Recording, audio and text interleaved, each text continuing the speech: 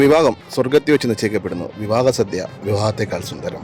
സദ്യക്ക് നിരവധി ചട്ടവട്ടങ്ങളുണ്ട്. ഇലയിടുന്നതിനും കറി വിളമ്പുന്നതിനും അത് കഴിക്കുന്നതിനും എല്ലാത്തിനും. ഇഞ്ചിക്കറി, കിച്ചടി, തോരൻ, അവിയൽ തൊട്ട് തൊട്ടുകൂട്ടാനുള്ള കറികളും അച്ചാറും ചോറും പരിപ്പും സാമ്പാറും പുളിശ്ശേരിയും എരിശ്ശേരി ഇറങ്ങുന്ന ഒഴിച്ചുകൂട്ടാനുള്ള കറികളും അവസാനം പായസവും എല്ലാം അടങ്ങുന്ന ഒരു കംപ്ലീറ്റ് മീലാണ് സദ്യയിൽ. ഇത്രയധികം കറികളുണ്ടെങ്കിലും സദ്യയിലെ കേമൻ അവിയലും സാമ്പാറുമാണ്.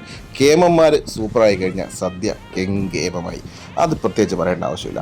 ആദ്യം തന്നെ നമുക്ക് ചൂട് ചോറും അതിൻ്റെ മേളിൽ പരിപ്പും പിന്നെ ഒരു ഇത്തിരി നെയ്യ് ഒഴിച്ച് തരും. അതിലൂടെ പപ്പടം വെച്ചിട്ട് ഒന്ന് പൊട്ടിച്ച് 2 ഉരുള കഴിക്കുമ്പോഴത്തേക്കിന് നമ്മുടെ സാമ്പാർ എത്തും. സാമ്പാർ കൂട്ടി ഒരു പിടി പിടിച്ച് കഴിഞ്ഞിട്ട് അച്ചാർ തൊട്ട് നാവി വെച്ച് ടേസ്റ്റ് മാറ്റുമ്പോൾ അടപ്രഥമനും പഴവും പിന്നീട് ബോളി, അങ്ങനെ മധുരം നനങ്ങിയ 3-4 ഐറ്റം പായസം, അവസാനം എലിശ്ശേരിയും പിന്നെ ഇത്തിരി മോരും കുഴിച്ചാൽ സദ്യ ഗംഗേമം മനസ്സും വയറും നിറഞ്ഞു.